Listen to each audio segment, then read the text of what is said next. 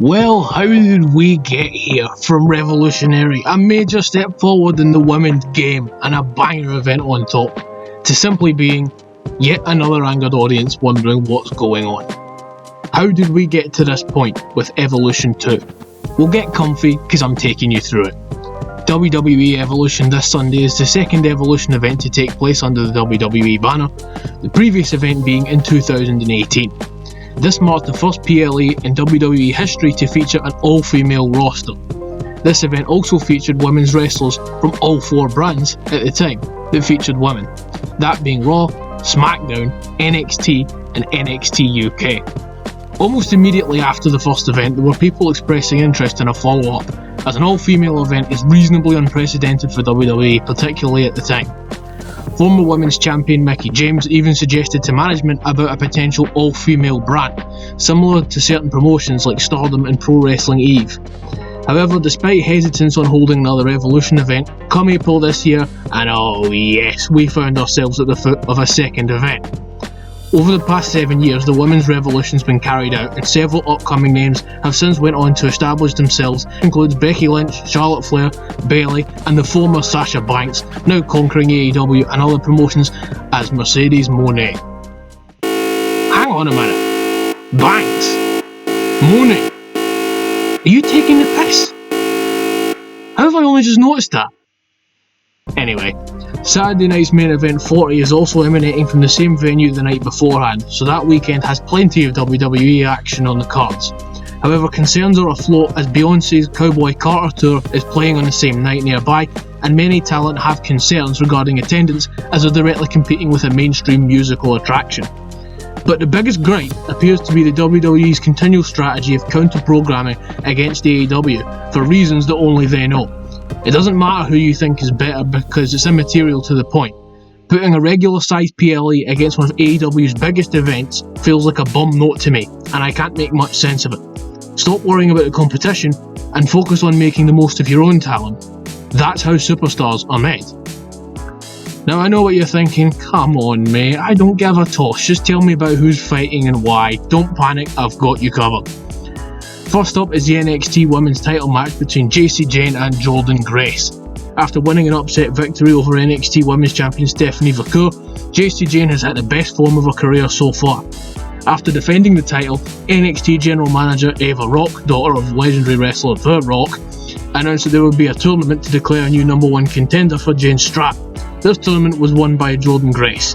Nice little build up without too much fluff. Over on Raw, after finally getting out of the Liv Morgan saga, Rhea Ripley was destined to compete at WrestleMania against Bianca Belair in a defence of the title, but ultimately took her eye off the ball and fell to the perpetually underrated Io Sky. This led to some messy contract negotiations, by which I mean Rhea stealing the contract and signing it because why the fuck not, heading into a triple threat match where Io would come out victorious. However, Bianca would break her finger and Rhea would be given a black eye for her efforts. Since then, Mami's been on the rebuild, and despite failing to win the Queen of the Ring qualifiers as well as the Women's Money in the Bank match, Ripley's been able to overcome old-time rival Raquel Rodriguez in a fantastic Riyadh Boulevard street fight, where Rodriguez would fall not to the Riptide, not to Rhea herself, but to the formidable Slim Jim table. Oh fucking yes! You've seen them up there struggling to keep balanced. Not their fault, not at all. Who thought to make a table out of fucking Slim Jims? Oh wait, it's just a sponsor. Anyway, moving on to the fatal 4-way women's tag team title match. Fuck, don't try saying that, Hammered. With Roxanne Perez and Raquel Rodriguez defending the women's titles against the allies of convenience, Veruca and the Kabuki Warriors.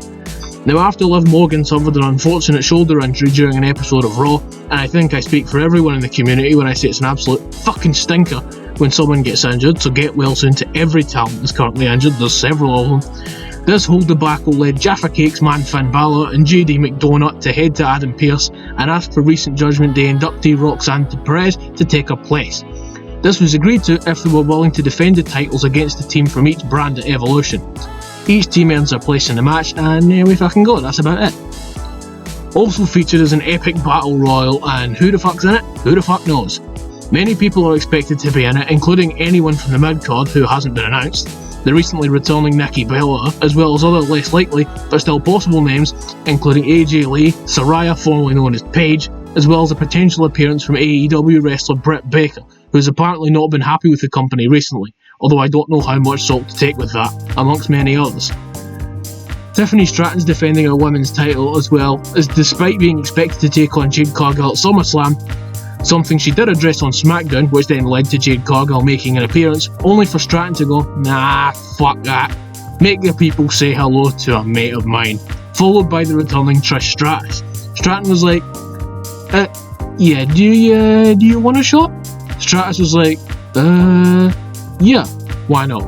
There we have it, absolute cinema. Up next is a no-holds-barred match between Jade Cargill and the recently deranged Naomi. After being jumped backstage in November, leading to her having to be replaced in the War Games match, Cargill upon return wanted answers, eventually finding out that her assailant was one of her own best mates in Naomi.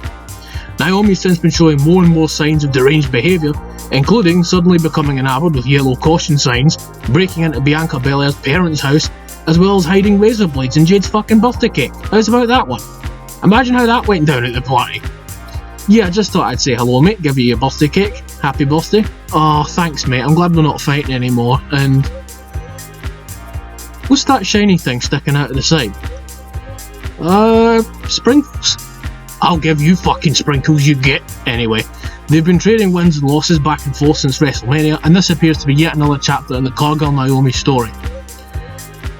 Our main event for the evening is a triple threat Intercontinental Championship match between The Man, Becky Lynch, Bay Leaf and Lyra Valkyria.